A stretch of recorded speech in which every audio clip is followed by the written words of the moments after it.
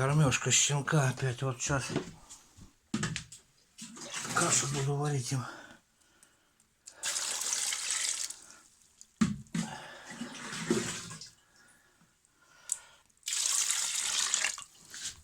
О.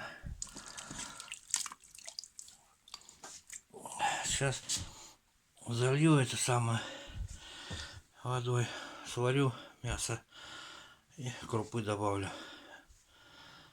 Вот и вся и каша будет. Кормежкой не надо прибамбахов никаких.